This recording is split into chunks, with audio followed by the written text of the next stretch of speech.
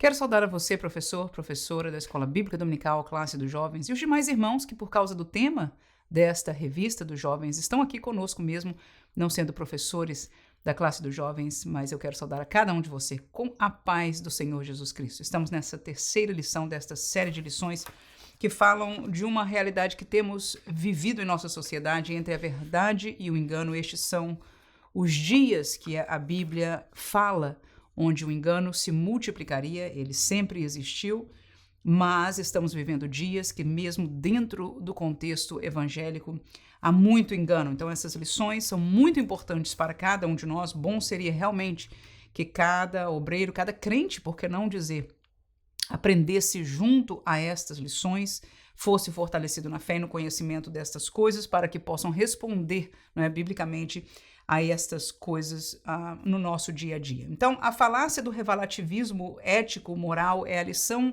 de número 3 e vamos estudar esta lição lendo a revista, o primeiro tópico.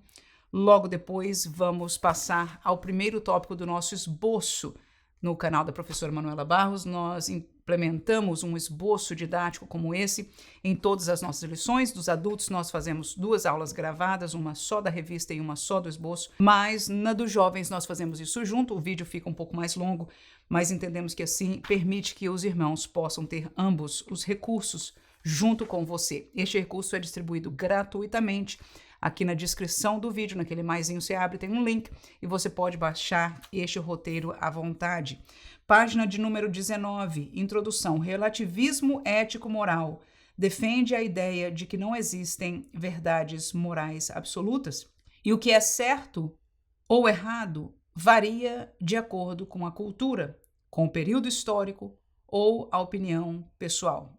Então o pastor começou bem conceituando o relativismo moral, e é o que nós vamos tomar este primeiro tópico falando disso com textos bíblicos. Por isso nós não lemos o texto bíblico aqui, porque todos estes textos nós vamos estar referindo a eles no nosso roteiro. Tal pensamento afirma que cada um tem o direito de decidir o que é moralmente válido com base em seus próprios critérios subjetivos. Essa perspectiva ganha força especialmente em sociedades influenciadas pela pós-modernidade, onde o conceito de verdade é objetiva e frequentemente rejeitado em favor da experiência pessoal e da pluralidade de visões e opiniões. Então, o que nós vemos aqui é que o decorrer da história cultural do mundo, principalmente falando do mundo ocidental, que é a cultura que nós no Brasil, Estados Unidos e Europa conhecemos,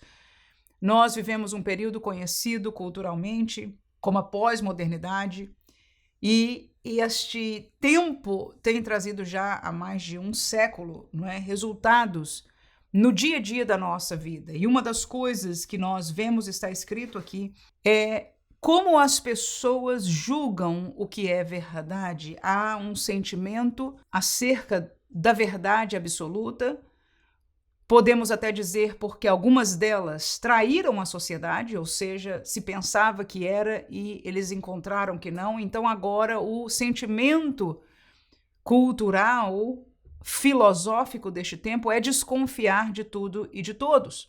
Não aceitar nada como verdade absoluta, senão aquilo que você, eu entendemos com a nossa razão, e provamos, experimentamos na nossa vida e damos direito a várias visões, a várias opiniões, mas cabe a nós escolher aquilo que nos agrada, aquilo que nos faz entender como certo. Então, este é o pensamento que nós todos entendemos que, parcialmente, culturalmente, nós vivemos esta realidade. É assim que o mundo funciona hoje. Cada um tem a sua verdade. No entanto, nós vamos estudar este movimento filosófico à luz da Bíblia, ou seja, o que a Bíblia diz sobre isso. Nesta lição, terminando aqui a introdução, examinaremos por que o relativismo moral é uma falácia enganosa e como ele afeta a fé e a sociedade. Ao rejeitar a existência de uma moral objetiva e transcendente, este pensamento desorienta o ser humano, conduzindo à autonomia destrutiva e à perda do senso de justiça verdadeira. Em contraste, a fé cristã oferece um alicerce firme baseado na verdade de Deus, que transcende culturas e épocas, convidando-nos a viver com fidelidade, amor e santidade. Então, basicamente, vamos terminar essa introdução dizendo que há um conflito de interesses, há um conflito de realidades entre a realidade filosófica cultural que nós vivemos hoje, como sociedade, e todos somos afetados, e a verdade que a Bíblia diz que é verdade às gerações passadas e segue sendo verdade na geração atual, para a minha e para a sua vida. Tópico número 1, portanto, página 19, diz o conceito e a natureza do relativismo moral. Subjetividade ética é o primeiro subtópico. No relativismo, a ética se torna uma questão de preferência pessoal ou da vontade da maioria, o que torna impossível distinguir entre justiça e injustiça. Então veja que ética é aquilo que gerencia as nossas decisões do certo, do errado, do justo, do injusto. É como nós decidimos a nossa atuação em relação àqueles que nos cercam. Será que é ético falar uma mentira para que eu passe ou ganhe promoção? Será que é ético passar a perna em alguém, enganar alguém em função disso ou daquilo? Então, essas perguntas, é ético? Determinadas coisas, várias coisas da sociedade são baseadas na ética, inclusive muitas leis estão baseados naquilo que aqueles que fazem, que escrevem as leis de cada país, entendem como ética e como moralidade. Portanto, a moral e a ética estão juntas ou próximas uma da outra, e este é o entendimento social do que é certo e errado. Então, a sociedade cria ou faz entendimentos acerca do que é certo e errado, e a Bíblia vem de Deus a determinação daquilo que é certo e errado para Deus. Amém? Então, vamos continuar aí com esta contradição. Em algumas vezes, nós vemos as duas coisas, as duas partes em comum acordo. Claro que nós, como crentes, entendemos que a palavra de Deus é de Deus e é a verdade absoluta, o que a pós-modernidade, o relativismo diz não há verdade absoluta, há uma verdade relativa. Ou seja, às vezes funciona, às vezes não funciona, pode funcionar para você, mas não para mim. É o seu gosto, mas não o meu gosto. Eu creio nisso, mas você não crê naquilo. Então, esta é a realidade que nós vivemos aí. Se a moralidade é decidida por gostos individuais, o que impede alguém de justificar ações como desonestidade, violência ou egoísmo com base em sua própria visão de mundo. Ou seja, o que para mim é um absurdo ético, para você pode ser um pouco mal eticamente, estou só dizendo. O contrário também seria verdade. Vamos dizer que para você seja um absurdo e para mim seja um pouco. E para alguém dizer isso não tem problema nenhum. A vida é assim, faz parte da realidade da sociedade. Então, este julgamento do que é certo e errado baseado em opiniões, nós já vamos ver aí, só neste exemplo muito simples, que não vai funcionar.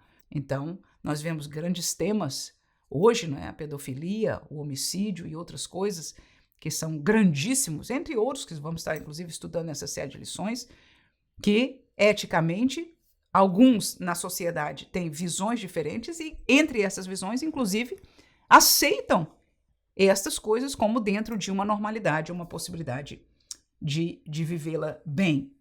Mas a pergunta para nós é o que Deus diz. Amém? A pergunta para nós é o que Deus diz. É muito importante numa lição como essa, nós chamarmos os nossos alunos a entender que Deus é Deus sobre todos os tempos e que a palavra dele é a revelação dele e é o melhor para nós, porque Deus é verdadeiramente justiça, totalmente amor, ele é santo, ele é sábio, ele é própria sabedoria. Ou seja, tudo que vem de Deus sobrepassa toda a inteligência, o entendimento filosófico da humanidade. O que Deus tem é maior, é melhor e nós nos submetemos a Ele. Então, o importante para nós nessa lição é encontrarmos aonde aquilo que nós, às vezes, no dia a dia, dizendo, poxa, isso é ok, é justo, é legal, realmente é assim, né? E a gente vai se mesclando com este pensamento cultural, às vezes sem saber o que a palavra de Deus nos diz, claro que em alguns pontos nós sabemos as divergências porque são fortes, mas em outros não. Vamos seguir aqui a leitura e terminando este subtópico aqui. A ausência de um padrão objetivo torna toda condenação moral arbitrária. A ética cristã se opõe a essa subjetividade, pois se fundamenta em um Deus santo e imutável, que revelou a sua vontade nas Escrituras. O crente não vive conforme a opinião das multidões, mas segundo a palavra que permanece para sempre. Mesmo que o mundo declare algo como certo, o cristão deve sempre se perguntar: o que Deus diz sobre isso? Sem o padrão moral revelado por Deus, a humanidade caminha em trevas. Então, essa é uma realidade espiritual, né, que ele misturou aqui uma realidade cultural com uma realidade espiritual. Culturalmente, e aplicado à igreja, o crente, o salvo, ele busca a resposta da ética, do que é, o que não é, o certo e errado em Deus, ok? Apesar de nós fazermos parte socialmente de uma outra cultura, nós escolhemos olhar e buscar em Deus por resposta. Agora, a última frase que o pastor nos propõe aqui é que este padrão do mundo, né, ele espiritualmente a Bíblia chama de trevas espirituais. Então nós vamos perceber que a cultura romana da época de Jesus era trevas espirituais. A cultura que seguiu da Idade Média era de trevas espirituais. A cultura da modernidade era de trevas espirituais, mesmo que nós vemos alguns avanços, principalmente no meio evangélico, muito mais crescimento dos estudos, da profundidade, enfim, o evangelho cresceu, né, se multiplicou. No entanto, o mundo, a sociedade do mundo continua em trevas espirituais. Nada destas revoluções mudaram o lugar espiritual do mundo. Então, é uma importante colocação aqui do pastor. Mudança de valores é o segundo subtópico. O ético promove uma moralidade fluida, na qual valores e princípios mudam de acordo com o espírito da época, tornando-se voláteis e subjetivos, sem bases sólidas, como um líquido que se transforma rapidamente. O que antes era considerado pecado, como adultério, mentira e avareza, agora pode ser visto como estilo de vida, autenticidade ou expressão pessoal. Eu marquei essa frase aí porque eu acho muito importante e eu também vou usar um pouco disso aqui no nosso roteiro. Isso leva ao esvaziamento do conceito de pecado e à perda do temor de Deus. Essa constante mudança de valores revela a instabilidade da ética relativista. O ser humano, sem uma base firme, acaba sendo levado por todo vento de doutrina, sem direção nem discernimento. O que hoje é considerado como direito, amanhã pode ser um escândalo. O que ontem era uma abominação, hoje é celebrado publicamente. Isso gera confusão moral e insegurança espiritual. Então, o pastor tem uma colocação aqui social e eu quero, neste nosso estudo, trazer mais aplicação para a igreja, para nós, ok? Infelizmente, esta realidade que nós vivemos culturalmente como sociedade tem sido assumida fortemente pelos crentes, pelas pessoas que estão dentro do contexto da igreja. E isto é perigosíssimo espiritualmente, né? Como ele diz aqui, no passado era assim, era pecado e agora não é. Então a minha pergunta é, será que os do passado erraram e não era pecado? Ou será que hoje nós estamos errados e é pecado? E por que isso nos interessa? Porque o pecado tem uma condenação diante de Deus. Amém? Amém? O pecado para Deus não é questão de opinião, não é questão de nada. O pecado distancia o homem de Deus. Deus, nós vamos ler e estudar isso aqui daqui a pouco, não comunga. Então, se alguém quer de Deus, ele não comunga com o pecado. E nós temos a maior ajuda de todas, que é, em sendo salvos, a pessoa do Espírito Santo habitando dentro de nós e sendo este que nos ajuda, que nos faz, em verdade, alérgicos, no melhor dos sentidos, ao pecado, e nós não podemos conviver espiritualmente com essas duas coisas, porque, em verdade e espiritualmente, elas são opostas uma à outra. Mas eu e você, que convivemos na realidade da igreja local, no dia a dia, sabemos disso, que muitas coisas na geração passada, talvez falando com a sua avó, Ou talvez quando você era jovem, você sabe que a igreja dizia isso é uma abominação, isso é errado, e hoje é uma coisa aceitável. Algumas vezes somente se passa o olho por cima e não se faz nada, não se fala nada, e em outros contextos e até é aceitado e publicamente dito que está bem. Então, essa mudança de valores não pode ser assim. Por quê? Porque Deus não muda. Ele não muda de opinião, a sua palavra não muda em todo este tempo, e a sabedoria de Deus está profundamente explícita nisso. É que Deus conseguiu escrever um livro, aleluia, uma lei que, apesar destas mudanças culturais, ela não perde. A Bíblia não é cafona, a Bíblia não é quadrada, a Bíblia não está errada em nada daquilo que Deus determinou como sendo pecado ou não. Espiritualmente, ela nos dá o entendimento, aleluia. E quem crer e obedecer vai encontrar a vida eterna, e quem não crer e não obedecer, a condenação eterna. Então é muito importante para nós este estudo. A influência do pós-modernismo é o terceiro subtópico aqui, o relativismo moral, floresceu no solo filosófico da pós-modernidade, que rejeita verdades absolutas, já falamos sobre isso, e promove a ideia de que cada pessoa cria a sua própria realidade. Isso resulta numa sociedade em que, e eu sublinhei até o final da frase, qualquer afirmação moral é imediatamente suspeita de ser opressiva ou intolerante, e onde tolerância significa aceitar todas as ideias, menos aquelas que afirmam absolutos. Então isso aí é muito importante, muito importante. Por quê? Porque aquilo que é verdade de Deus, quando nós verbalizamos, quando o pastor fala do púlpito, nós julgamos como uma palavra intolerante, como uma autoridade que não cabe a ele, como alguém está tentando gerenciar a minha vida. Essa é a resposta cultural de hoje. Nós não aceitamos mais. O problema aí é a grande pergunta: será que o pastor está falando a palavra dele? Será que ele está gerenciando conforme a sua humanidade? Ou será que ele está sendo usado pelo Espírito de Deus e usando como referência a palavra de Deus? Porque isso deve mudar tudo.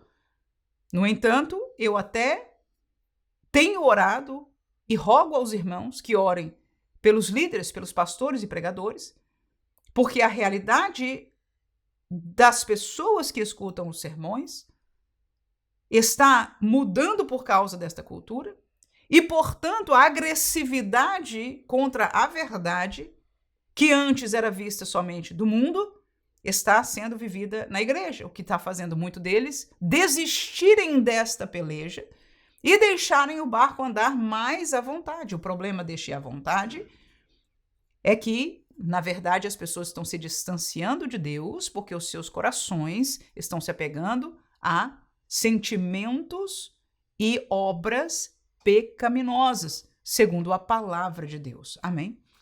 Terminando aqui o subtópico, essa mentalidade trata a moral cristã como antiquada ou até mesmo ofensiva, por afirmar que certos comportamentos são errados e que há um Deus a quem todos prestarão contas.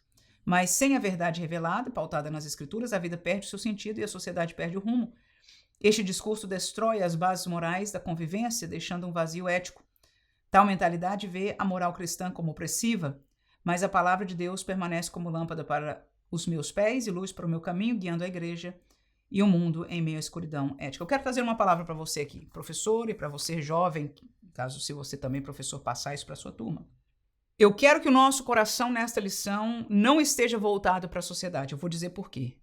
Como nós falamos há poucos instantes, o mundo jaz no maligno, o mundo anda em trevas espirituais, ok? Ora, irmã, eu não ligo para o mundo, pelo contrário.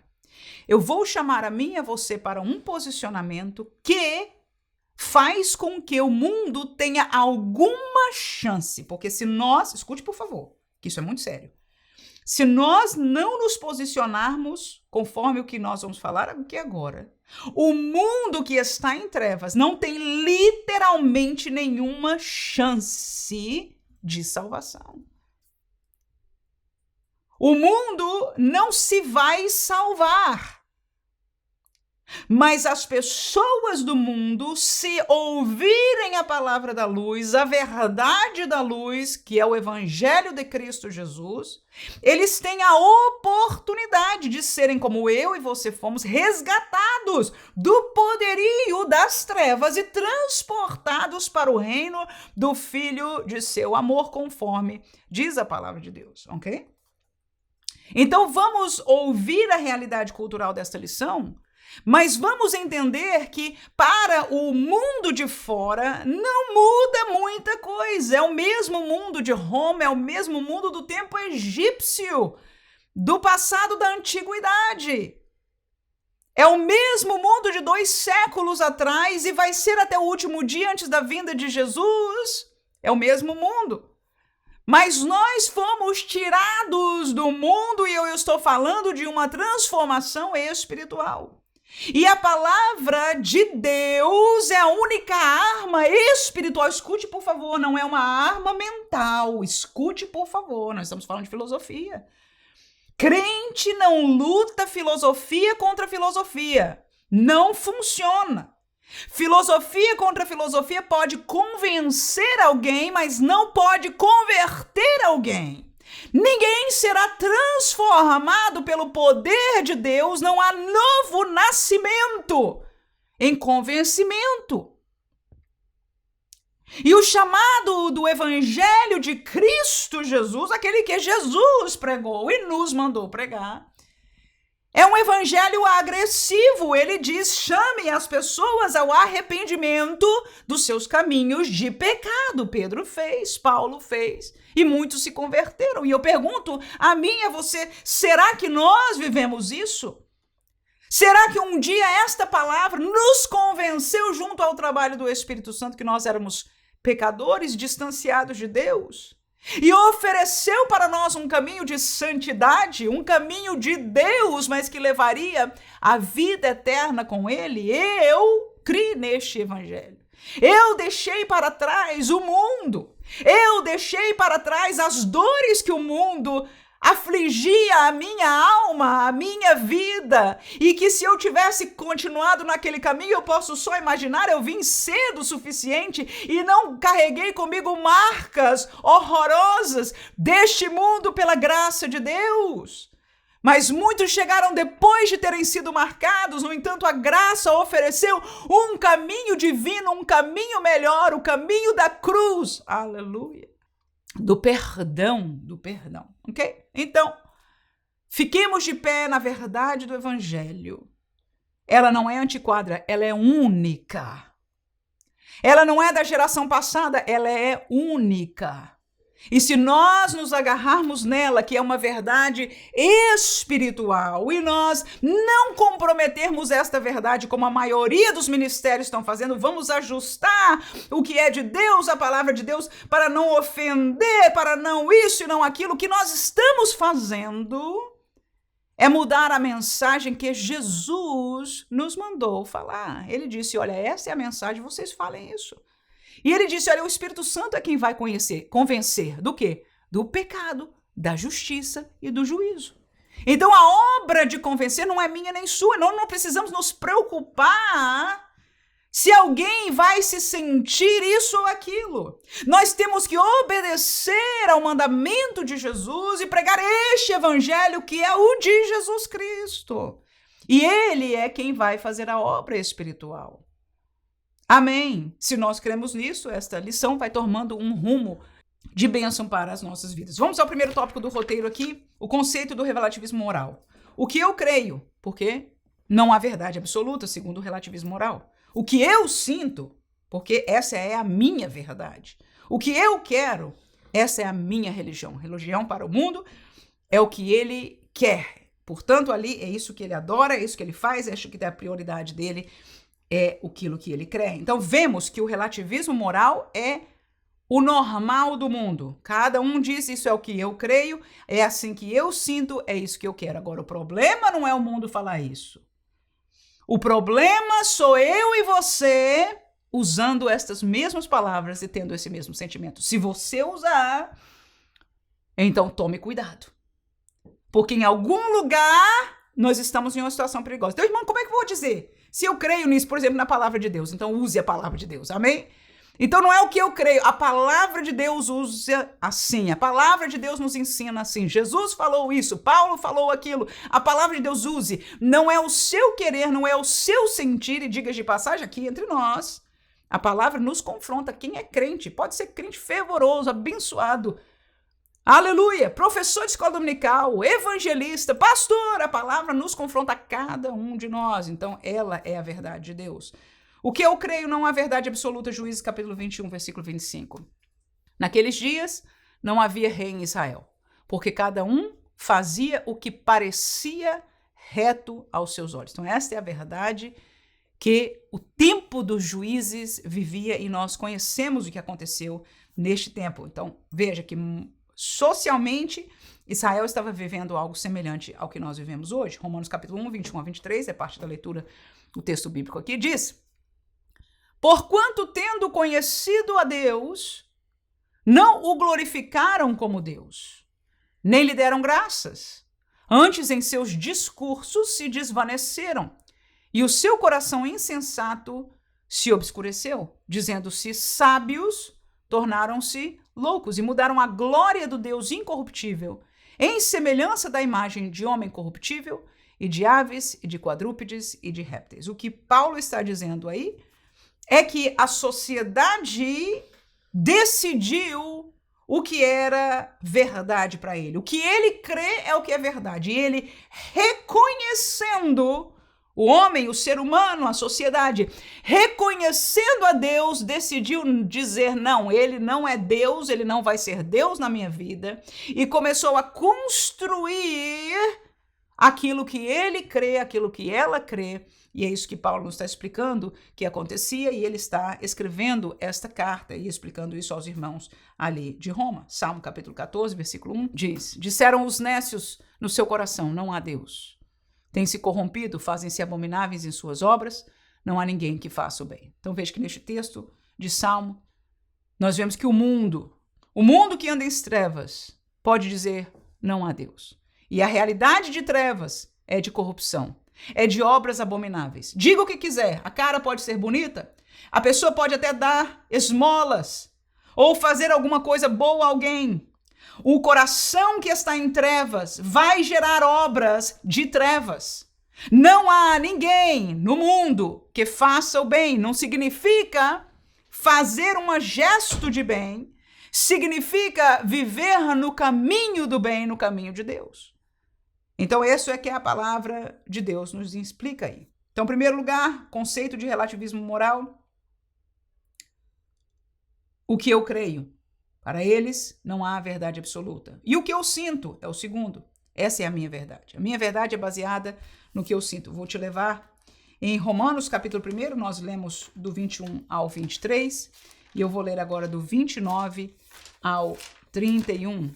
Diz assim a palavra de Deus: estando cheios de toda iniquidade, prostituição, malícia, avareza, maldade, cheios de inveja, homicídio, contenda, engano, malignidade, sendo murmuradores, detratores, aborrecedores de Deus, injuriadores, soberbos, presunçosos, inventores de males, desobedientes ao pai e à mãe, nécios, infiéis nos contratos, sem afeição natural, irreconciliáveis, sem misericórdia. Então veja que essas características aí que nós estamos lendo está vinculado com aquele texto que nós acabamos de ler no anterior. Que as pessoas da sociedade decidiram no que crer e agora o fruto, o que elas sentem, são estas coisas aqui. Só que estas coisas aqui para a sociedade é a verdade deles. É a religião deles. É o que eles encontram como certo, é o que eles vivem no dia a dia, é o que eles experimentam. E isto aqui, cada uma dessas palavras representa trevas, de acordo com a palavra de Deus, e não luz. Muitas dessas palavras nós dizemos, não, isso não está certo. Será que as pessoas têm isso no coração? Vivem isso? Claro que sim, e a Bíblia está nos revelando. Muitos de nós vemos nas notícias pessoas que nós dizemos, olha, essa pessoa era e etc. De repente, um escândalo na realidade da vida. O que esta pessoa fazia, o que esta pessoa vivia, o meio em que estava, e nós nos escandalizamos. Vai haver um dia que todas estas obras serão julgadas diante de Deus, diante do tribunal chamado Trono Branco. E ali se abrirá os livros desta realidade de todas as pessoas. Mas Deus já sabe todas as coisas. E se nós lembramos, aqueles que estiveram numa idade jovem, adulta no mundo, como era o nosso coração. Havia talvez um clamor de querer fazer alguma coisa boa, mas a raiz deste mal era presente e constante até que Deus, pelo sangue de Cristo Jesus, lavou, purificou, mudou o curso, aleluia, transformou a nossa vida. Se não houve conversão. Agora, se houve, eu e você podemos dizer, graças a Deus, pela sua graça e pelo poder deste evangelho, nós não fizemos nada para merecer. Só dissemos sim, só recebemos a graça e ele transformou a nossa vida para uma realidade completamente diferente disso que nós vemos. Capítulo 14 de Provérbios, versículo 12, o texto diz: há caminho que ao homem parece direito, mas o fim dele são os caminhos da morte. Então essa é uma realidade do que eu sinto sendo a minha verdade. É normal para o homem isso, decidir o seu caminho, achar o que é bom, o que não é bom. E alguns caminhos que ele acha que é bom são caminhos da morte. É o que diz o sábio Salomão. Quem não quer caminho da morte, encontre-se com a palavra de Deus, que é a palavra de luz e guia o nosso caminho. Terceiro lugar do conceito do relativismo moral é o que eu quero. O que o homem dessa sociedade, ou até o crente que está vivendo este relativismo, diz: o que eu quero, essa é a minha religião. Talvez você e eu não digamos com estas palavras, mas quantos de nós entendemos que as nossas ações são as nossas palavras, em verdade, às vezes mais altas do que aquelas que saem da nossa boca?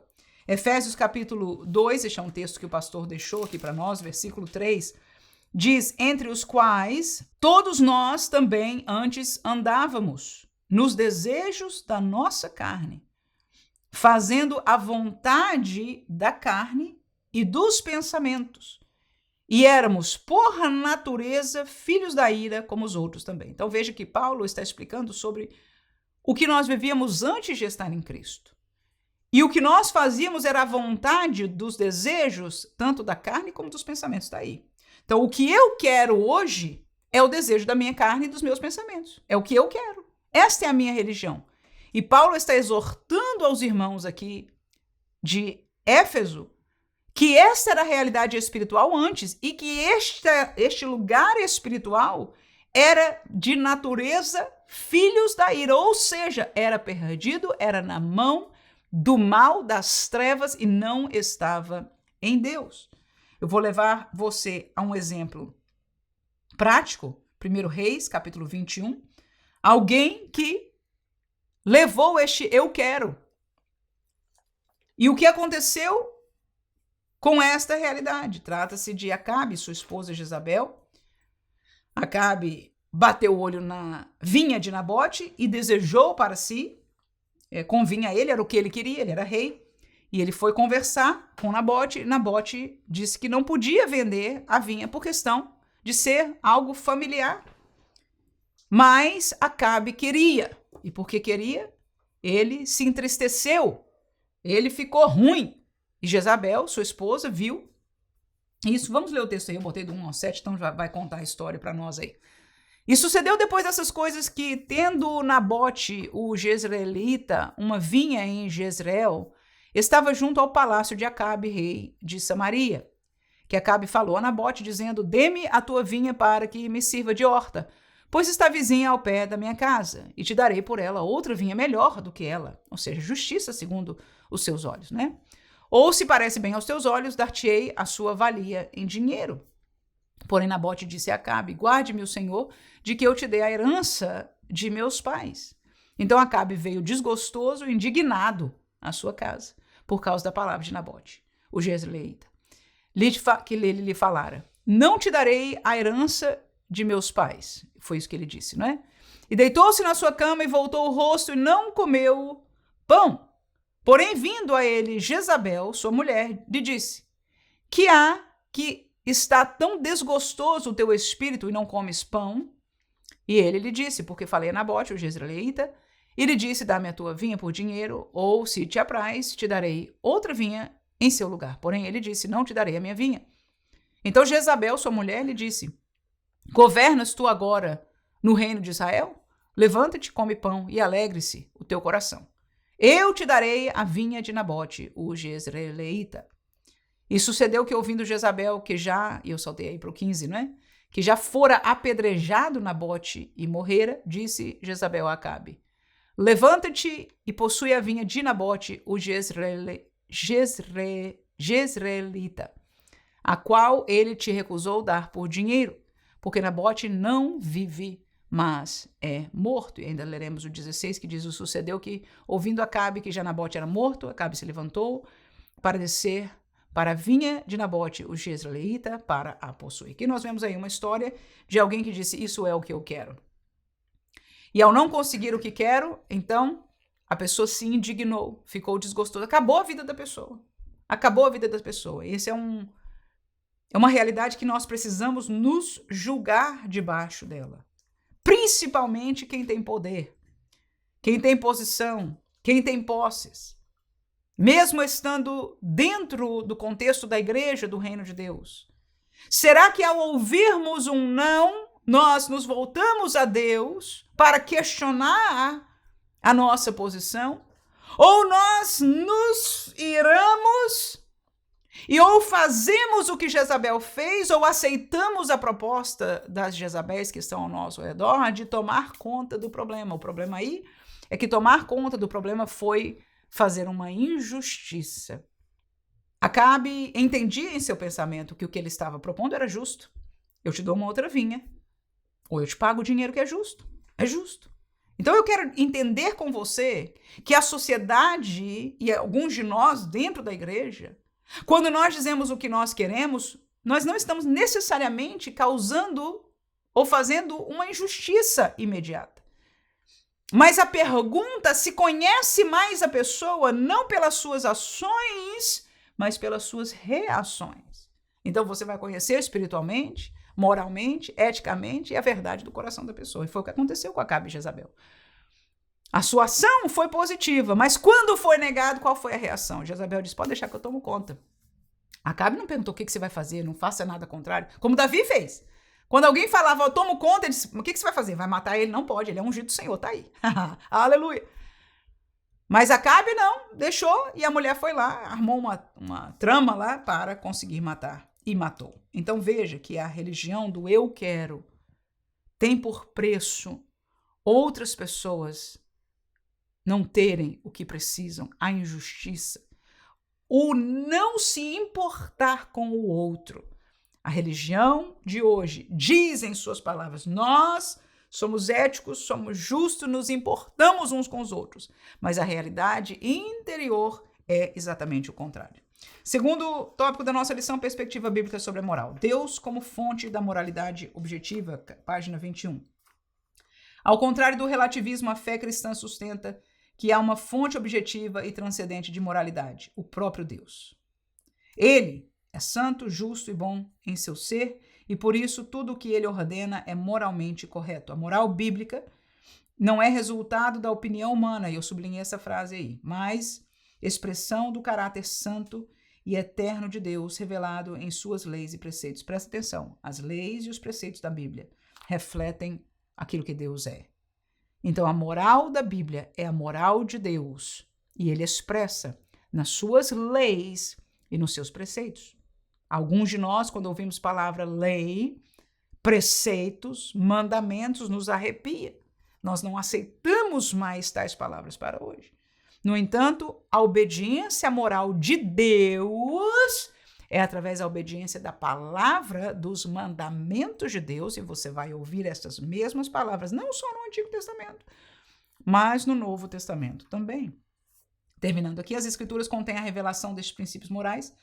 Desde o Antigo Testamento até os ensinamentos de Cristo, vemos uma ética que transcende culturas e costumes, chamando o ser humano a viver em conformidade com a vontade divina. Essa moral bíblica aponta para a dignidade do ser humano, a santidade da vida, a importância da verdade e o valor da justiça.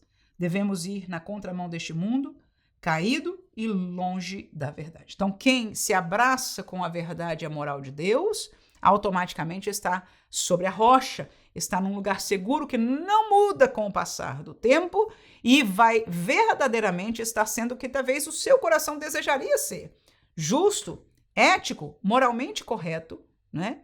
Se ele está. Agora, se ele está sendo guiado pela pós-modernidade, pelo sentimento de uma sociedade caída em trevas, então isso aqui não vai estar perfeito. O que nós devemos fazer é trazer o nosso entendimento, o nosso conhecimento, a nossa verdade pela palavra de Deus. Por isso é importante ler a Bíblia, amém? Se você ainda não leu a Bíblia completa, neste canal nós temos uma playlist da leitura completa no meu site, profmanuelabarros.com/Bíblia em 1 ano, e 1 é o número 1. Você pode encontrar o calendário para 2026 e ler em 1 ano, mais ou menos 20 minutos por dia, você vai conhecer a Bíblia inteira em 1 ano. Segundo subtópico, natureza caída. A Bíblia revela que o ser humano, em seu estado natural, é pecador e inclinado ao erro. Desde a queda no Éden, o coração humano tornou-se corrupto e a inclinação do homem é fazer aquilo que desagrada a Deus. Por isso, confiar apenas nos sentimentos ou nas preferências pessoais leva inevitavelmente ao pecado. Contudo, Deus não nos deixou entregues à nossa natureza caída, ele revelou sua vontade por meio de quê? Da palavra e da consciência. Sim, é bíblico. Para que o homem soubesse discernir o bem e o mal. Mesmo que o mundo diga que cada um deve seguir seu coração, a Bíblia adverte que o coração pode ser enganoso e que devemos confiar na direção do Senhor. O verdadeiro entendimento vem do Espírito Santo, que convence do pecado e guia a verdade. Então ele toca em 2 problemas seríssimos aí, né? O primeiro e o maior dele todos é o estado natural do homem, é a realidade espiritual de cada um de nós que não está em Cristo, chama-se o pecado. E a segunda coisa que ele diz, tem solução para o pecado. Existe um lugar fora do pecado e não é uma opção de cada dia somente. Claro que quem está fora do pecado em Deus continua tendo que optar a não voltar ao pecado. Nós vemos que isso é biblicamente o que acontece e nas nossas vidas também. No entanto, quem está em Cristo, ou seja, Deus proveu um caminho, um barco, aleluia, uma arca chamada a Igreja do Senhor Jesus Cristo. E eu não estou falando da igreja local, estou falando da igreja espiritual, que é o próprio corpo espiritual de Cristo Jesus na terra hoje, sendo ele a cabeça. Terceiro, chamado à santidade. O chamado cristão é para viver em santidade, conforme o padrão divino e não segundo os valores deste século. E eu quero realçar aí que essa santidade não é só estética, não é só uma santidade das coisas que nós fazemos. Santidade é ser separado para Deus, e uma das coisas que concorre junto a esta separação, a estética, em verdade, ela é a raiz de tudo isso, é a transformação espiritual que acontece comigo e com você. E com aquele que aceita esta fé, é que ele encontra liberdade do poderio dos poderes das trevas. Esta liberdade das trevas e este transportar é que ele traz para um lugar que está agora separado para Deus. Nós éramos separados de Deus, estávamos nas trevas, não pertencíamos a Deus, e agora nós somos santos, ou seja, separados para Deus, com Deus, portanto, separados do mundo. Isso é o que santidade significa.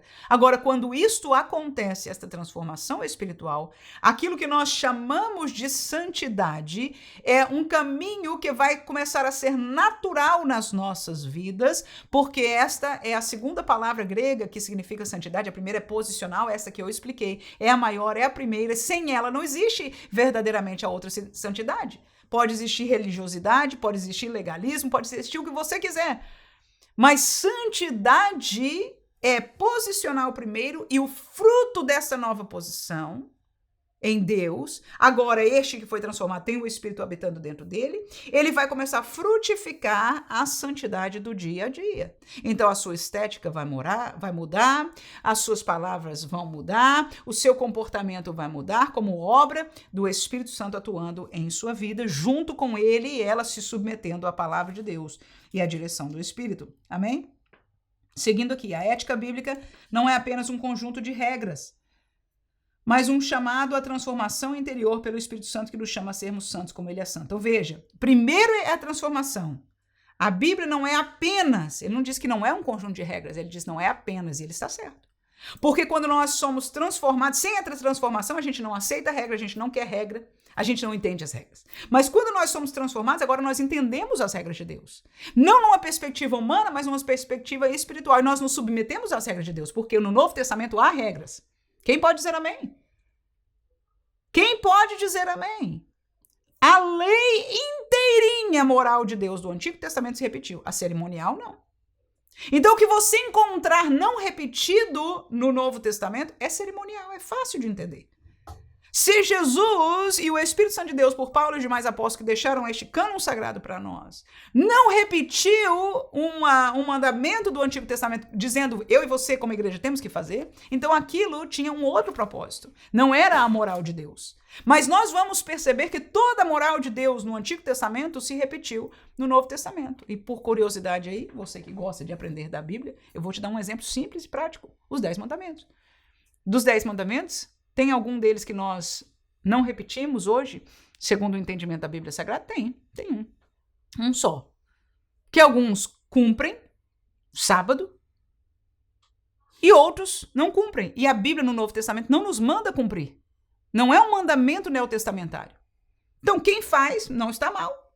Mas nós não somos chamados no contexto do Novo Testamento a cumprir. Né? Tradicionalmente, a igreja se reúne no domingo. No entanto, os demais, eu pergunto a vocês, estão ou não estão no Novo Testamento? Não matar, não adulterar e etc. Não adorar a outros deuses, além do nosso Deus. Todos estes e os demais estão repetidos de alguma maneira no Novo Testamento. Então, eu estou dando a prova escriturística disso. Essa santidade envolve pureza moral, integridade, compaixão, verdade e justiça. Não é uma adaptação ao mundo, mas uma vida separada de Deus, rejeitando os valores do mundo. O apóstolo Paulo disse, não vos conformeis com este mundo, indicando que os cristãos devem resistir às pressões culturais e viver de forma contracultural. Isso significa viver separado do pecado. Vamos ao tópico 2 dos nossos versículos aqui. A Bíblia refuta o relativismo moral. Um Deus santo rejeita o pecado. Um Deus moral estabelece justiça. Um Deus que ama, perdoa e transforma. Um Deus santo rejeita o pecado. Isaías 59, 2. Diz o texto, as vossas iniquidades, diz Deus, mas as vossas iniquidades fazem divisão. E ele está falando com o povo judeu, escuta aí, não é com o mundo. Funciona para o mundo, mas olha, até quem está dentro do pacto não pode permanecer em pecado, porque Deus diz, as vossas iniquidades fazem divisão entre vós e o vosso Deus. E os vossos pecados encobrem o seu rosto de vós, ou seja, o rosto de Deus torna-se encoberto diante de nós, para que, terminando o versículo aí, que vos não ouça. Isso é muito importante nós entendemos. O Deus santo que nós servimos, ele não comunga, ele rejeita o pecado.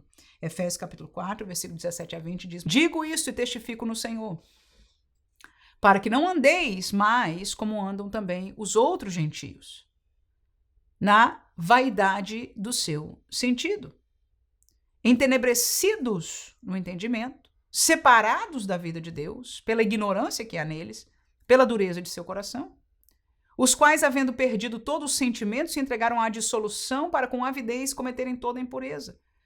Mas vós não aprendestes, assim é Cristo. Então, Paulo, mais uma vez, traz a figura do que era antes de Cristo, a figura espiritual, a figura moral.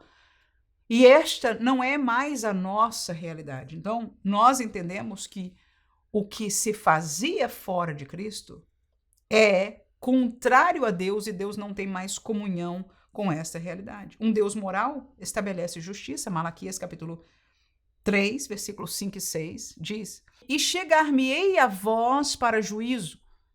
É Deus dizendo, profeta. E serei uma testemunha veloz contra os feiticeiros e contra os adúlteros e contra os que juram falsamente e contra os que defraudam o jornaleiro e pervertem o direito da viúva e do órfão e do estrangeiro e não me temem, diz o Senhor dos Exércitos. Ele vai fazer justiça, juízo contra todos estes aí. Porque eu, o Senhor, olha aí, escute aí, por favor, crente, por favor, servo de Deus, por favor, professor, por favor, obreiro. Essa palavra é uma das palavras mais importantes nós termos um entendimento profundo dela. Qual é? Porque eu, o Senhor, não mudo.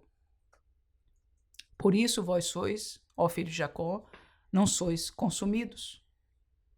O Senhor não muda, nem na sua justiça, nem no seu juízo, nem na sua verdade. Nada de Deus muda.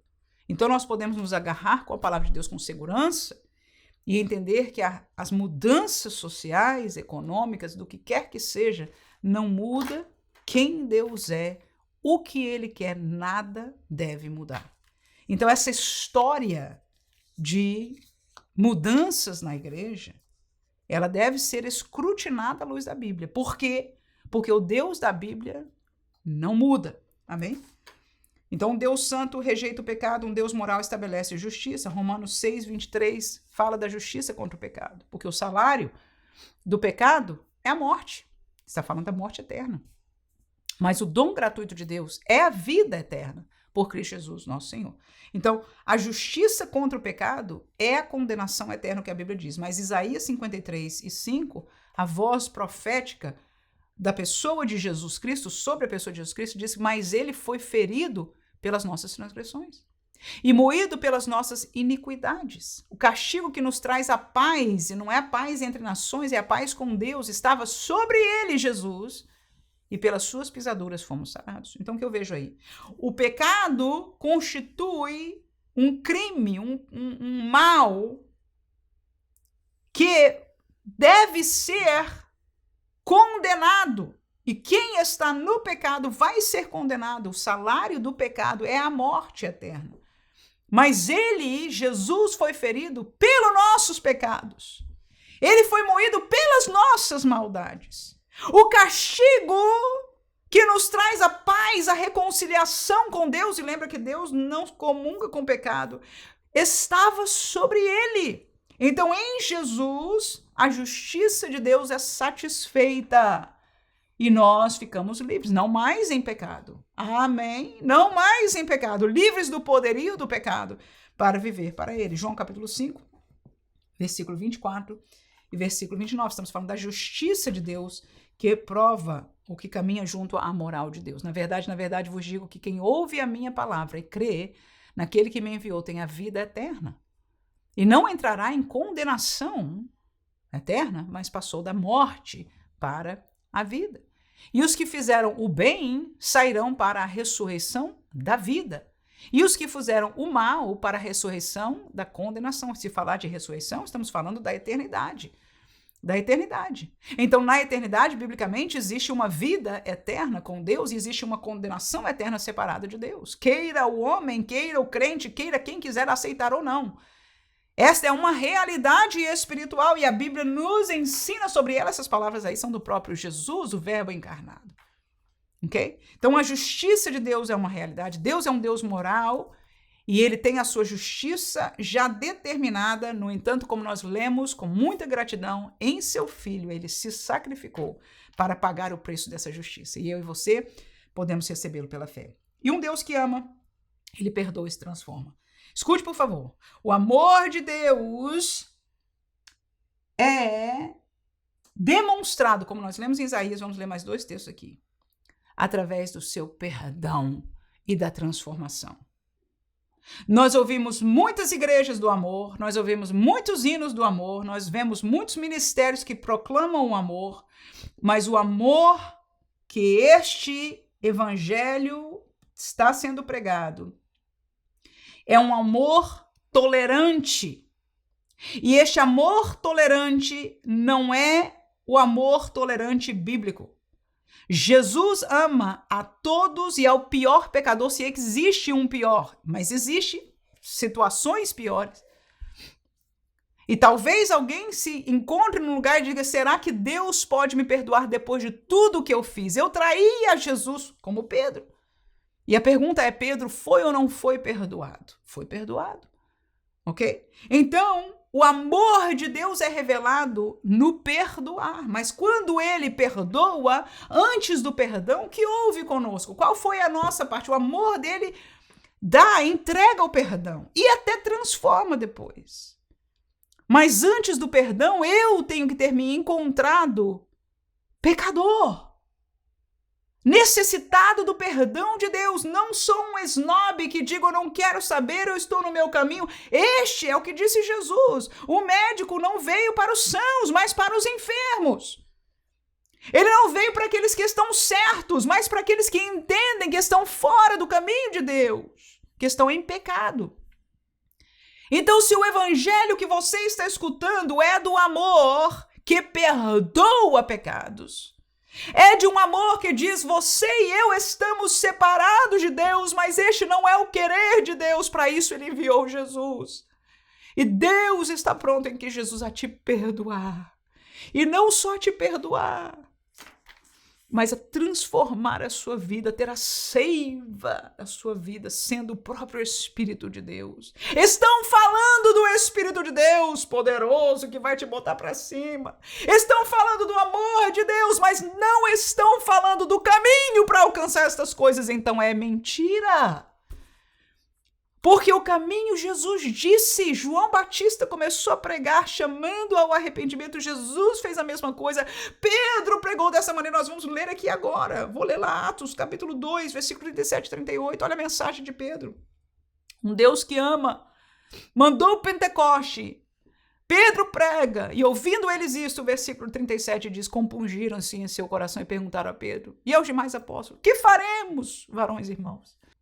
E disse-lhes Pedro: arrependei-vos, e cada um de vós seja batizado em nome de Jesus Cristo. Isso é a confissão. Para quê? Para perdão dos pecados. E recebereis, então, o dom do Espírito Santo. Nós vemos estes ministérios dizendo: receba o Espírito Santo, seja usado por Deus. Mas faltou a mensagem do caminho. Disse-lhe Pedro, quando eles questionaram o que fazer. Qual é o caminho? Arrependei-vos e confesse para que vocês sejam perdoados. O amor de Deus está manifestado no perdão. Há perdão, há salvação, há reconciliação, mas começa com o arrependimento. Sem arrependimento, e se não há pregação do evangelho que se chame ao arrependimento, as pessoas não sabem que estão apartados deste Deus e se perguntam: eu me sinto bem lá na reunião onde se canta, se fala do Espírito, mas eu volto à minha vida e eu continuo com estas mesmas prisões. Eis a resposta, professor. Deus te está convocando para ser esta voz que fale esta verdade, para que esta geração que está seguindo a um evangelho falso, que vai cair cedo ou tarde, alguns já estão, outros acontecerão, porque é farsa, é luz e nada mais. É festa que alegra, mas só quem foi do mundo e sabe que depois da alegria das muitas horas de dança e de música e de amizade existe uma cama, existe um quarto vazio e mais do que isso existe uma alma vazia. A alegria deste mundo não enche a alma do homem. E nós estamos vivendo no meio de uma igreja que há gerações está clamando por cura da alma. Aonde existe uma igreja pedindo cura da alma? A igreja de Atos capítulo 2 não precisava de cura de alma, porque era gente salva e transformada em Cristo Jesus. O que nós precisamos é do evangelho verdadeiro de Cristo Jesus e as almas vão ficar bem. A Bíblia diz em Atos capítulo 4, e nas almas, todos eles dessa igreja havia temor de Deus. E grandes maravilhas se fazia, mas era fruto da transformação. 1 João capítulo 1 e versículo 9. O Deus que ama perdoa. Se confessarmos os nossos pecados. Começou com o quê, irmão? Me diga, por favor, como eu oro por você, querido professor.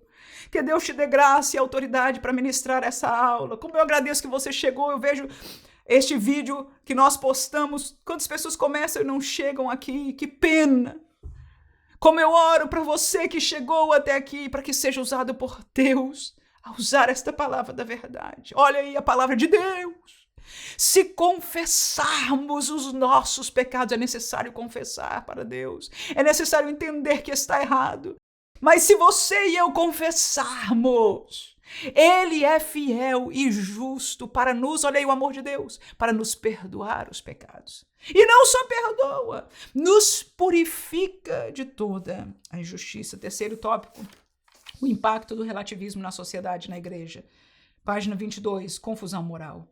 Uma das primeiras consequências do relativismo é a confusão entre certo e errado. Sem uma referência moral objetiva, as pessoas já não sabem mais o que é pecado, o que é virtude.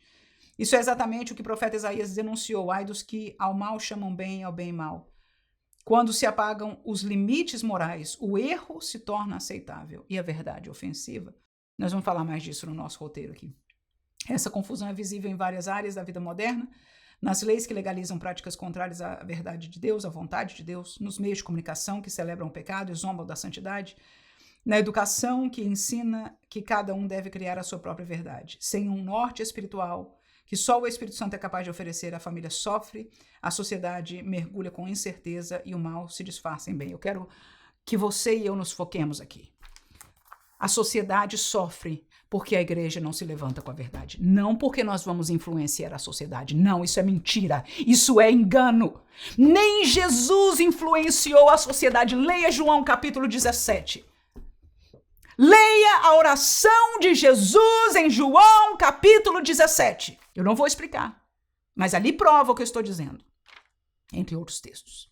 Ame a sociedade se levantando com a verdade, com a porta que é a única salvação. Ele é a porta. E apertado é este caminho, e é apertado por causa da obediência a esta palavra, a submissão a esta verdade em suas leis e ordenanças. A doutrina. Então, se eu e você amamos o mundo, vamos, em primeiro lugar, cuidar da nossa vida e voltar ao caminho de santidade e de verdade. Vamos nos debruçar de volta na palavra de Deus e diante deste Deus pedindo, Senhor, traz a minha vida de volta para que eu reflita nas palavras, porque Jesus mandou usar palavras, mas também na minha vida a verdade e a luz do Evangelho. Porque esta luz é a única salvação para o mundo. Agora, Jesus disse o seguinte, quando o próprio Jesus veio, capítulo 3 de João, ele disse, o mundo amou mais as trevas do que a luz, porque as suas obras eram más. Então, as obras eram más desde aquele tempo. Por isso, eu não posso me focar na cultura de hoje. Tá bem, é o que eu vejo, me entristece, é triste. Mas se eu e você queremos ser solução, nós não podemos ser maior solução do que o próprio Cristo Jesus. Então, vamos obedecer, ensinar e pregar a mensagem que ele disse. Esta mensagem é luz, e esta palavra tem poder para transformar. Você crê nisso? Se você crê, é o que deve sair da sua boca e nada mais. Ai, mas não vou entender, é loucura. Paulo disse, é loucura para os gregos, intelectuais da época. É loucura para eles, eu sei, é desvario. Para os romanos, como pode ser um líder que os romanos creem que tem que ser o grande e forte, um líder que morreu numa cruz? É loucura para o mundo, sempre foi. Não é hoje que é loucura para o mundo o evangelho, não, irmão. Vamos acordar. Então nós não precisamos de um evangelho ajeitado para a cultura de hoje. É mentira do diabo. Porque disse Jesus que ele é um mentiroso desde o princípio. Será que nós estamos acordando para isso agora? Nós não precisamos mudar o evangelho. Nós não precisamos mudar a igreja. Estas mudanças têm nos afastado do caminho de Deus. E agora nós temos uma igreja mundana, que não é mais sal. Que não é mais sal espiritual. Você pode dizer o que quiser. Pelos frutos, disse Jesus, conhecereis. Amém? Então, a confusão moral. Mas o mundo continua neste problema. O problema é a confusão moral dentro da igreja. É nós não aceitarmos isso e permanecermos no Evangelho de Cristo Jesus. Fragilidade espiritual, isso é muito importante para nós, muito importante. A comunhão com Deus depende da obediência à sua palavra. Vou repetir, que o pastor escreveu aqui para nós. A comunhão com Deus. Queremos comunhão com Deus. Quantos cultos de avivamento? Quanto clamor para avivamento? Avivamento é ter comunhão com Deus, é ser usado por Deus, é sentir a presença de Deus. Isso é ser avivado. Alô? O que é ser avivado? É ter vida espiritual constante. Aleluia. A comunhão com Deus, ou seja, uma vida avivada, Se os crentes fossem avivados como era a igreja de Atos dos Apóstolos, não precisava de avivamento. Já vivia no avivamento. Em Cristo, no Espírito. A comunhão com Deus depende de obediência à sua palavra, isso é bíblico. Quando os cristãos absorvem os valores relativistas, sua vida espiritual faz o quê? Enfraquece. E a comunhão com Deus é o quê? Comprometida. Uma realidade, irmãos. É fruto, irmãos. Se canta, se levanta a mão, se chora, se gosta da música gospel, se vai para os shows, mas a comunhão com Deus. Ninguém mais consegue passar tempo orando a Deus, não existe mais, porque nós não temos mais comunhão com Deus. Na hora dos cantores, todo mundo está de pé, na hora da pregação, ou estão dormindo, ou estão no seu telefone, ou saem do santuário, porque quando a palavra de Deus, e eu estou falando de Deus, porque se for conversa fiada, em gracinha e coach para as nossas vidas, a multidão ainda está lá, mas quando é palavra de Deus, há um sono espiritual, e Jesus disse que aconteceria isso. Mas por quê?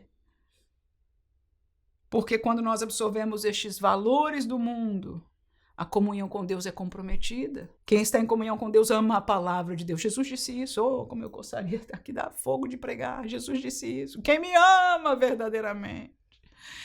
Este é o que me ama, que ele disse. Quem guarda a minha palavra. É quem lê a Bíblia. É quem pensa na Bíblia, é quem lembra da Bíblia, quem estuda a Bíblia. É quem ama a Bíblia, quem vive a Bíblia. Jesus disse, esse é o que me ama. O relativismo nos afasta da verdade. Se o pecado já não é reconhecido como tal, o arrependimento se torna desnecessário, claro. E é o que acontece nas igrejas hoje. Não se fala, não tem necessidade de arrependimento. Está todo mundo bem. E o crente perde a sensibilidade à voz do Espírito Santo, 100%. Isso leva à frieza espiritual e à conformidade com o mundo. Isso aos que já tiveram. Os que não tiveram não conhecem o Evangelho. Nós vivemos o que muitas igrejas, eu ouvi alguns pastores, inclusive o pastor Paul Walsh. Há uma pregação dele chamada, como é que é? Pregação chocante, né? Muitos milhões de visualizações. Tem gente até hoje falando sobre essa pregação. E uma das coisas que ele chama atenção nessa pregação é que ele diz com lágrimas, ele disse, me pesa saber, que a porcentagem de jovens, de membros das nossas igrejas, da denominação dele, onde ele ia pregar, não são salvos, não têm experiência de salvação. E quando eu ouvi isso, conhecendo a realidade doutrinária de vida da sua denominação, eu, como de uma denominação diferente, posso até dizer, tá vendo aí, tá? E relacionar com isso, e acabou o assunto, e sair, entre aspas, ganhando. Enquanto naquele tempo que este pastor pregou, a nossa denominação estava ainda viva, hoje sou eu quem choro as mesmas lágrimas, olhando e vendo a mesma realidade que ele viu, mesmo naqueles que vivem o evangelho pleno, pentecostal, porque este é projeto de Deus Pai enviado pelo Filho. Nós. Por quê? Porque mudamos, relativizamos, ajustamos a palavra de Deus. Ajustamos os nossos templos, ajustamos a nossa roupa, ajustamos a nossa pregação, mas pior do que isso, ajustamos a mensagem não pode ser ajustada, porque ela é o poder de Deus para transformação. Então, quando nós ajustamos a mensagem, não há mais conversão, há convencimento, há galera gente boa, há um cristianismo ético, há o que você quiser. Aleluia. Mas não transformação espiritual. Muitos hoje têm aparência de piedade, segue a leitura aqui, mas negam a eficácia dela. Porque vivem segundo a sua própria vontade, não segundo a vontade de Deus, preferindo doutrinas que agradam seus próprios desejos, em vez da verdade. Uma espiritualidade sem compromisso com a verdade se torna superficial, emocional e instável. Essa é uma realidade. Agora, o problema é que muitos não conhecem a verdade. Como é que podem decidir? Talvez destes tantos jovens que estão vindo para este contexto evangélico, deem a oportunidade para eles de conhecer a verdade. Talvez alguns decidam não ficar, mas talvez outros decidam ficar. Mas o que cabe ao pregador, ao professor, ao pastor, ao pai, à mãe, é não comprometer a verdade da palavra de Deus. Seguindo e terminando, a força espiritual está em viver enraizado na verdade do evangelho. Com coração quebrantado e mente renovada pela palavra, sem firmeza na palavra, o cristão torna-se vulnerável à apostasia. Não vou falar sobre isso, porque o nosso tempo já se foi, mas é verdade 100%. 3. A necessidade de uma igreja firme na verdade. Em tempos de relativismo, mais do que nunca é necessário que a igreja seja uma coluna e firmeza da verdade. A missão dela não é adaptar a mensagem, está aí o que eu tenho falado toda a classe, para agradar ao mundo, mas proclamar fielmente o evangelho de Cristo, que confronta o pecado e oferece a salvação. A igreja seeker sensitive. A igreja de Rick Warren. A igreja cujo modelo nós assumimos no Brasil como sendo a verdade. É esta igreja aqui, que muda a mensagem, que muda a aparência, que muda o lugar, que muda tudo para agradar o mundo. Dizendo, é Jesus que quer o mundo e as almas. E eu pergunto, se nós mudamos a mensagem, que é o essencial, o principal. Agora, eu quero que você entenda isso. A mudança estética não é o problema. Não. O problema é a mudança da mensagem e nada mais. Agora, eu quero te fazer entender uma verdade espiritual aqui. É que quando há uma mudança da mensagem, há uma mudança espiritual e a estética é consequência. Mudou a mensagem, mudou a virtude espiritual, é automático. Porque este evangelho aqui, irmãos, que Paulo diz, ele é o poder de Deus, ela é uma mensagem espiritual. Como eu disse, é loucura para o homem. Sempre foi. Sempre foi e sempre será, ok? Então, quando nós mudamos a mensagem, a palavra que é espiritual, nós estamos corrompendo o que é espiritual dessa palavra. Será que nós entendemos agora? E quando há uma corrupção espiritual, o fruto não vai ser de Deus. Então estes ministérios, a lá Rick Warren, que começaram a dizer, olha, por causa disso, a estética tem que mudar, ninguém mais chama para aceitar Jesus porque isso não convém, a roupa tem que mudar do pregador, a igreja tem que mudar, o horário tem que mudar, o número de cultos tem que mudar, tudo tem que mudar. É consequência, é fruto de uma mudança espiritual que começou a corromper a mensagem. Escute, por favor. Eu não estou nem aí para o de fora. Porque eu entendo claramente que o de fora é simplesmente consequência do de dentro. Agora, quem entra hoje pelo de fora está entrando neste evangelho aqui que foi corrompido. Irmã, todas essas... Vai e veja, escute as mensagens. Eu vou fazer programação aqui. Falando das mensagens, você vai aprender a ver o que é o cerne destas mensagens. E você julgue por você mesmo. Eu não estou aqui para acusar ninguém, pelo contrário. Nosso trabalho, que ensinamos a palavra de Deus, é ensinar a palavra de Deus, não é nossa. Nós, em verdade, humanamente, queríamos que nada disso estivesse acontecendo. Que tudo fosse ganho de alma. Agora tem uma coisa, só existe um caminho e ele é apertado. Só existe um evangelho, e essa é a verdade que liberta. A igreja precisa ser fiel à doutrina dos apóstolos, à santidade de vida e à autoridade da palavra. Isso requer líderes, olha aí, líderes comprometidos com a verdade. Membros dispostos a viver em obediência e uma cultura de discipulado que forme o caráter cristão. A igreja não pode ser confundida com o mundo, mas deve ser diferente dele, santa, separada, coerente com o evangelho. Dê graças a Deus que a gente ainda tem escola dominical. Eu moro nos Estados Unidos e aqui não existe mais. Menos de 1% da igreja, de pastores talvez velhos do movimento batista que ainda tem escola dominical. O resto, ninguém mais tem. Todas as denominações, acabou. O Rick Warren venceu o espírito que operou nele. Venceu em parte.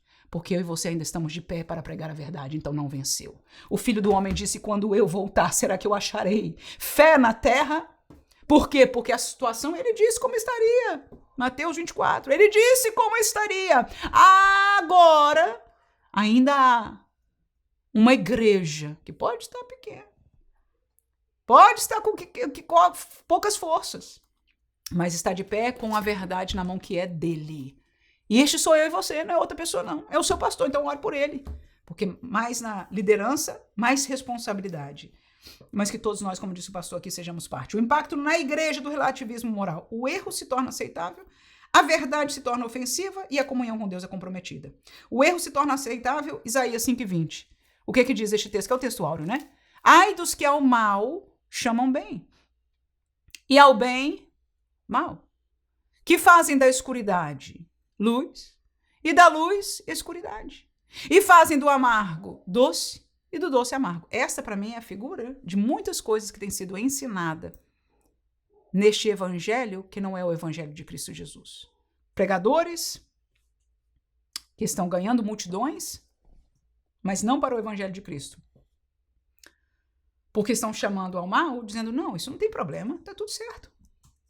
Isso é coisa de quem é antiquado, isso é do tempo do passado, é desses ignorantes. É dessa gentinha. Eu sou esta gentinha. E eu chamo a quem quiser vir com a palavra para saber de Deus, não de mim, o que é bom e é mal. Mas o que eu vejo, o que eu tenho visto, é que eles estão chamando muitas coisas, não tudo. E essa é a sutileza do diabo.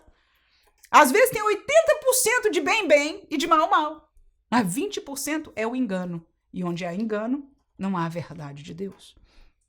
Eles fazem da escuridade luz, ou seja, das trevas parecer com luz, e da luz escuridade. Então, já viu aí, né? Onde Deus está nos levando a entender. O erro se torna aceitável. Capítulo 1 de Romanos, versículo 32. Os quais, conhecendo a justiça de Deus, que são dignos de morte, os que tais coisas praticam, não somente as fazem, mas também consentem aos que as fazem. Está aí. Realidade da igreja moderna de hoje, ou pós-moderna. Conhecem a verdade de Deus. Estes pastores têm a Bíblia.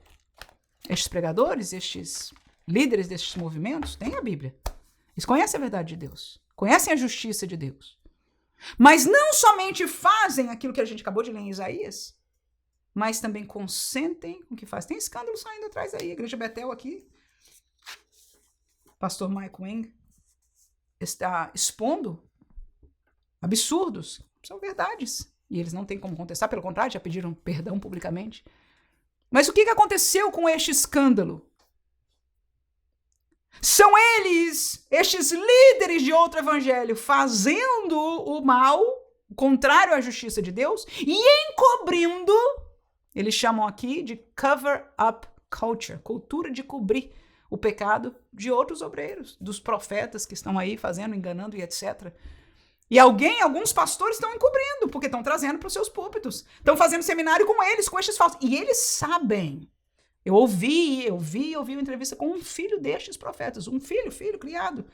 E ele disse até que idade ele não via isso. E quando ele começou a ver os contratos por trás, toda esta realidade. Chamemos os nossos jovens ao temor em nome de Jesus, a Deus, a não ao engano, a se desfazerem da carne, a entenderem que o dia da vinda de Jesus está chegando, que o nosso mundo não é aqui. Nós precisamos construir a verdade espiritual na nossa sala de aula da escola dominical, na nossa igreja. Precisamos rogar que o nosso pastor seja de volta, se é que aconteceu de separar-se um pouco, de volta a um ensino e uma pregação espiritual.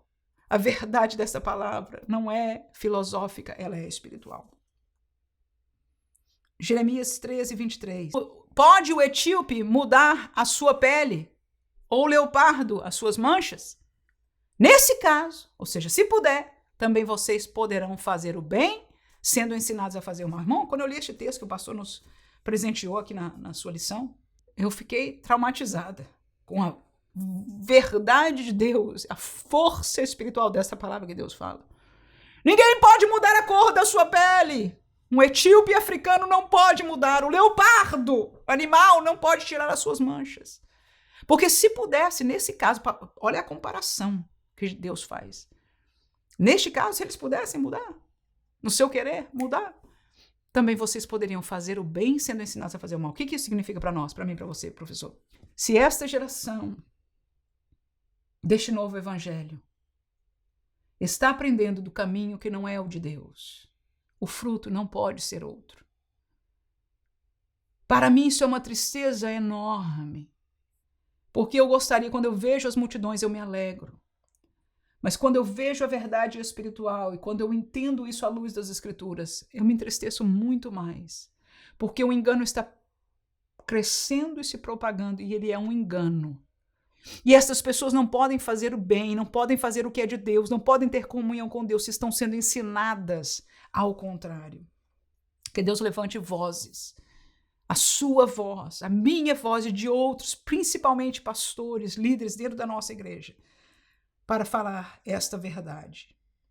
A verdade se torna ofensiva, não só o erro se torna aceitável nessas instâncias, mas o pior para nós é isso, é que quando nós falamos a verdade, e você pode até dizer isso para mim agora, professora, eu falo, mas pronto. Eu virei inimiga de todo mundo. Eu não tenho mais amiga na igreja. Ninguém me entende mais. No meu trabalho eu sou tida como isso. Eu sou a fanática da igreja. Eu não sou fanática, professora. Mas eu aceito as verdades bíblicas. Eu quero dizer para você, minha irmã, eu quero dizer para você, querido obreiro, você não está sozinho, tá? Eu quero lembrar a você de Jesus, de João Batista, o fanático, obediente ao chamado e à vocação à vida dele. Nenhum de nós está tão doido como João Batista. E foi Deus que pôs aquele homem nos desertos e gritando como estava. O mundo da época precisava de um João Batista. E o mundo de hoje precisa de homens e mulheres, como diz a revista dos adultos, dos quais o mundo não é digno. O que nós devemos fazer é permanecer no lugar. É permanecer no lugar, é permanecer fiel a Ele, porque é diante dele que nós prestaremos contas e nada mais. E tem mais uma coisa, tem uma consciência tranquila. A minha e a sua posição é a única saída. E eu volto a dizer, a gente pode ter entre nós aqui erros. Em algum lugar a gente pode ser legalista. Em algum lugar a gente pode até não ser perfeito nas nossas convivências. Nenhum de nós, a gente sabe disso que é perfeito. Tá? E outros de nós, a maioria de nós, a gente está espremendo tudo que pode. Não liga muito para isso, não liga para aparência, não liga para aquilo. A gente não liga mais para a maioria das coisas, tentando salvaguardar somente o restinho de evangelho que tenha.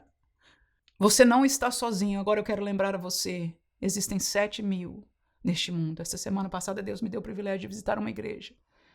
Há 2 anos que a minha igreja, onde eu pertencia, transitou pastorado, e nós, neste tempo, entendemos de Deus que nós sairíamos para uma outra localidade. Desde então, estamos convivendo com algumas igrejas americanas e nos perguntando, será que ainda realmente existe, dentro dessa nação onde eu vivo, o evangelho verdadeiro? E na semana passada nós fomos a um acampamento, seria que pode dizer assim, um congresso, melhor dizendo, numa igreja. Nós falaremos mais para frente sobre isso. Mas eu quero dizer para você que ao ouvir aqueles pregadores, jovens pregadores, ao pastor da igreja, ao seu filho que é pastor na igreja também, eu me alegrei, porque nós não estamos sozinhos. Ainda há quem está pregando o evangelho verdadeiro. Nestes Estados Unidos da América ainda há. No nosso Brasil ainda há. Na Europa, por mais que sejam poucos, ainda há. Aleluia. E isto é só o que nós devemos fazer. É só o que Jesus pediu de nós. Amém? Que possamos ser fiel a essa chamada. Agora, a verdade se torna ofensiva. Quando eu e você, quando o seu pastor fala a verdade, ela não é recebida. Mas, 8:32 de João, Jesus disse isso: e conhecereis a verdade, e a verdade vos libertará. Esta palavra da verdade é a única. É a única. Ela não apazigua a mente, como estes têm sido apaziguados. Ela não alegra a alma momentaneamente, como estes têm sido alegrados. Mas ela liberta. Aleluia. Jeremias 17:9. Enganoso é o coração, mais do que todas as coisas, e perverso, quem o conhecerá? Então, está uma pergunta aí para nós. Quem conhece o seu próprio coração? Porque ele é, por natureza, enganoso. Então, quando nós vemos a efusão dos corações, não se engane. O coração das pessoas, inclusive o nosso, é por natureza enganoso. Então, temos que nos acatar com a verdade, que é a palavra de Deus. 2 Timóteo capítulo 4, 2-5, diz Paulo ao seu obreiro, filho na fé, Timóteo, que pregues, Timóteo, a palavra. Enches a tempo e fora de tempo, redarguas, repreendas, exortes, com toda longanimidade e doutrina.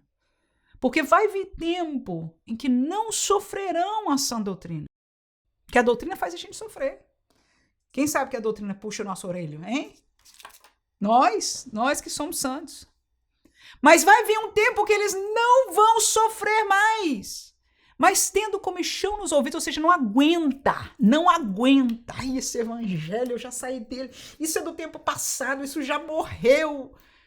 Estes velhos retardados, ignorantes. Sou eu, a velha retardada e ignorante. Será que você pode dizer comigo, segundo a palavra deles, porque eu não sou nem velha, nem retardada, nem ignorante. Mas eu quero dizer que estes que têm comichão nos ouvidos estão se referindo a mim. E eu, com muito prazer, me coloco neste lugar, porque o meu evangelho é velho, é do tempo de Jesus.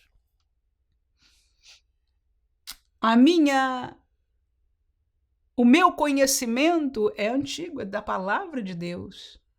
E estes não aguentam, dá comichão nos ouvidos. Aí o que eles vão fazer, diz o texto aí? Amontoarão para si doutores conforme as suas próprias concupiscências, seus desejos.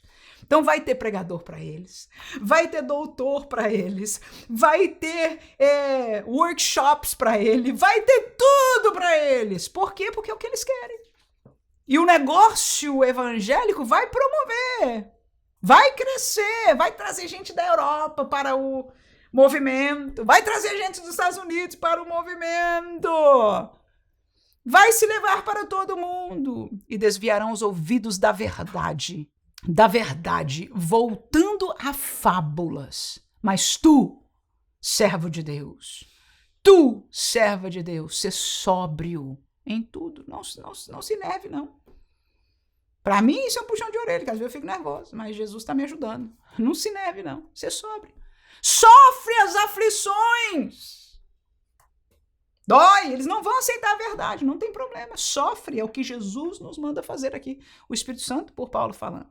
Faze a obra de um evangelista, cumpre o teu ministério. Então a vocação que Deus te deu, a verdade que Deus te fez conhecer, somente cumpra, em nome de Jesus. A comunhão com Deus é comprometida. 1 João capítulo 2, versículo 15, versículo forte demais, diz: João, não ameis o mundo.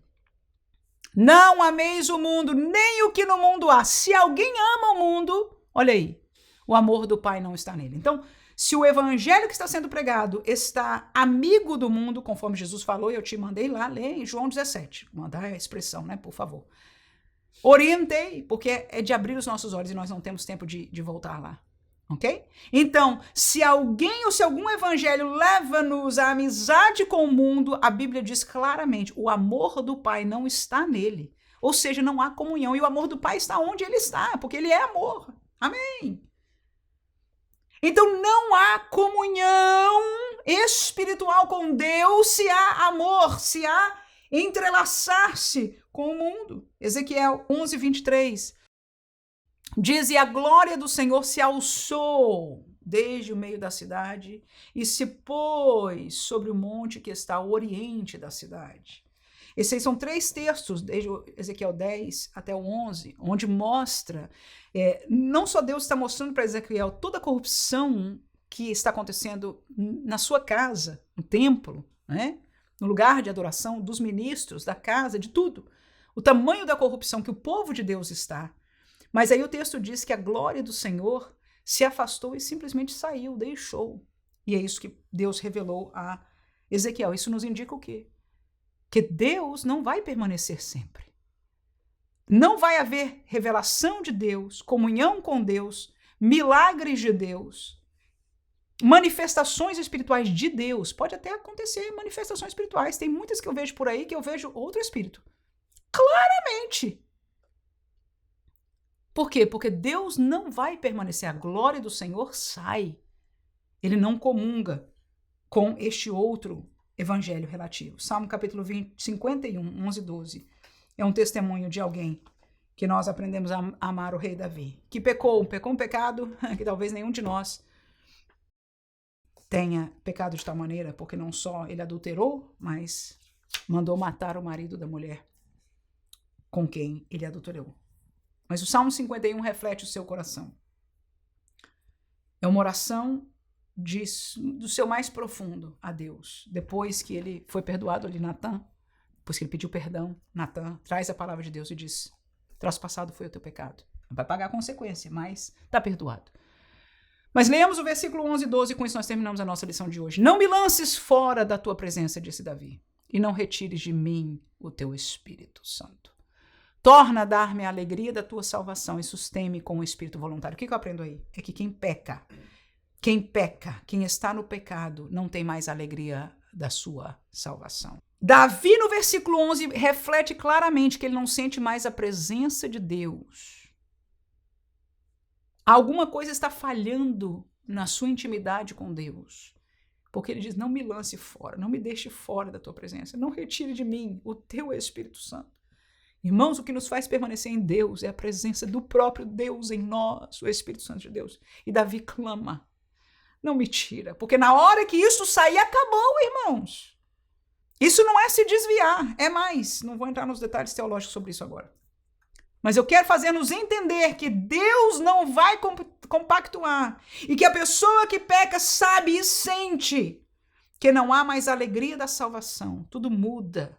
As prioridades mudam, a maneira de ver as coisas da igreja muda. Que Deus nos guarde em nome de Jesus. Porque no momento que essas coisas mudarem, a comunhão com Deus é o que foi comprometido. Então, vale a pena ser cafona, ser antigo, ser bíblico, ser fiel e manter a comunhão com Deus, cuja comunhão nos levará à vida eterna. Que Deus abençoe e use você em nome de Jesus. Amém.